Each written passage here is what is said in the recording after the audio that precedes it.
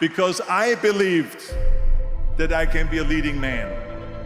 I believed that I could be another Clint Eastwood, or another Burt Reynolds, or another Warren Beatty, or whatever those characters were, Charles Bronson and so on.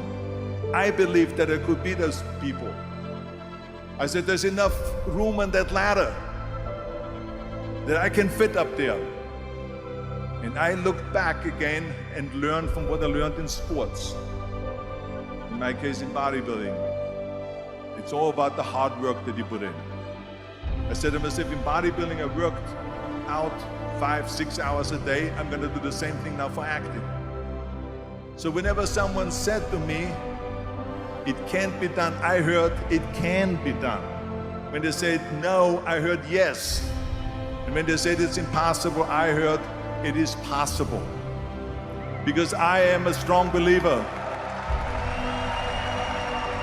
Well, I'm going to be the one, I said to myself, I'm going to do it and I'm going to show it to them. Maybe it has never been done before. That's perfectly fine with me.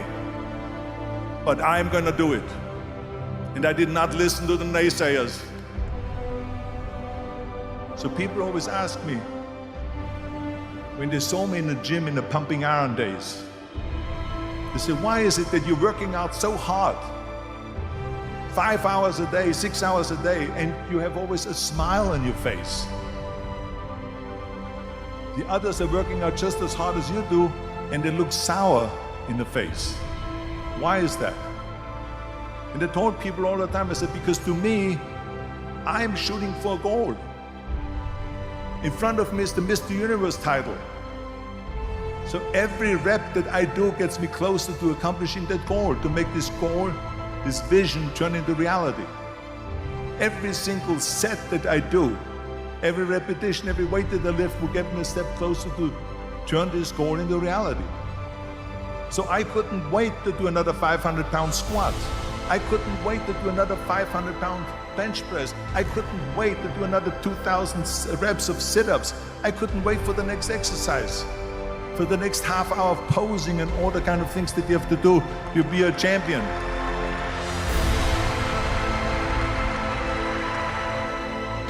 The very body that they said can never be sold because the time is wrong. A few years later, I'm doing Conan the Barbarian, and it was the #1 hit at the box office when it came out in the summer of '82. Think about that. And the director says, if we wouldn't have had his body, we would have had to build one. I mean, think about it. And at the end, I was just not visualizing just my exercise, but I was really lifting the trophy over my head. That's what I was thinking about. And with the age of 20, I went to London and I won the Mr. Universe contest as the youngest Mr. Universe ever. And it was because I had a goal.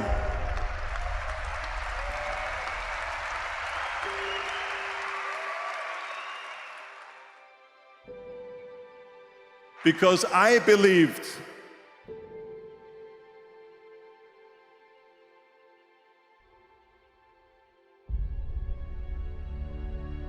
.74% hate their job in America.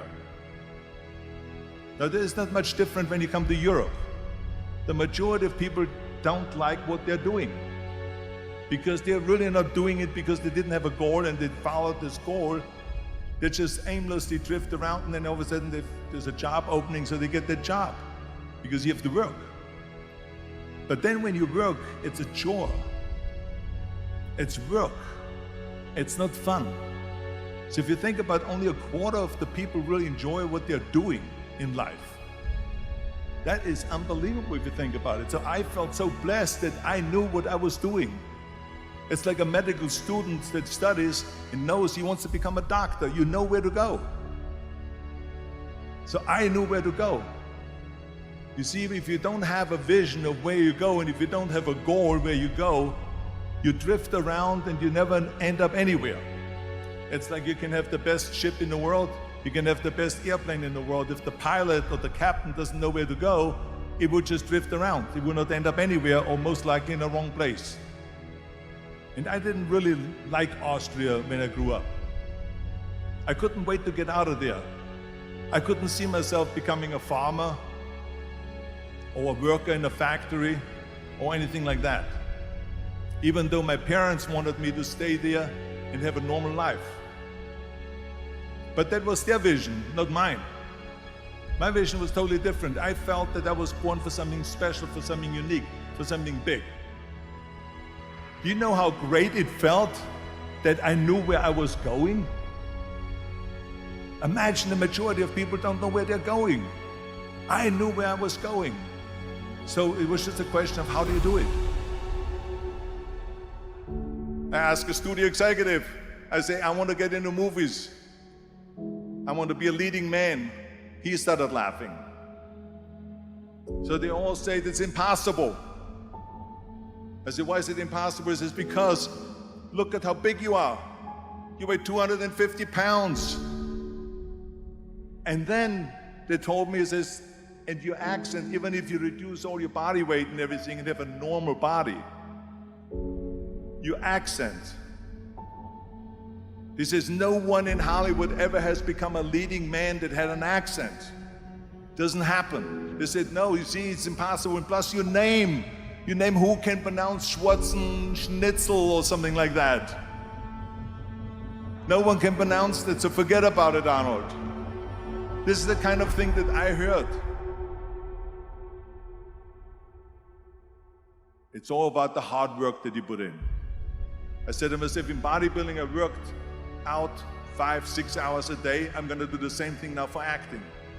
Accent removal, acting classes, and all of this stuff, all day long. I worked and I worked and I worked.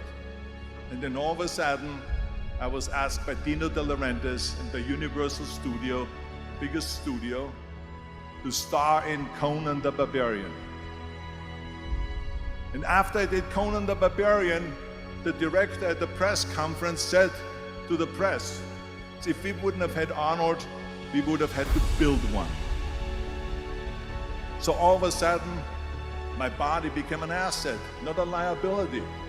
And the same thing was with Terminator. After we were finished filming Terminator, Jim Cameron said to the press, if Arnold wouldn't have had that accent and talked like a machine, I think the movie wouldn't have worked.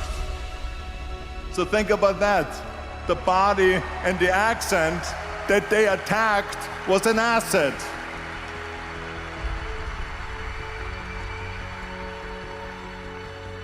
But I didn't listen to those losers. I didn't listen to them at all. Because that's exactly the way it was in politics again, when everyone said no, no, no, and it can't be done. And I became governor of California, and this is with everything like that. This is just the reality of it, is that you cannot listen to the naysayers. So this is a very important lesson for all of you. So when someone says, no, this is a stupid idea, you in your mind, you don't have to say it, but in your mind just say to yourself, you know, or do you know?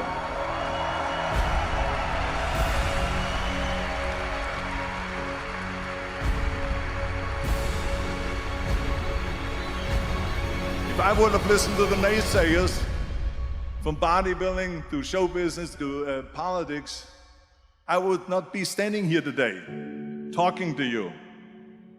I would be in Austria in the Alps, yodeling. That's right. I would be in Austria, still left, yodeling. That's what I will be doing, exactly. So this is why I say don't listen to the naysayers.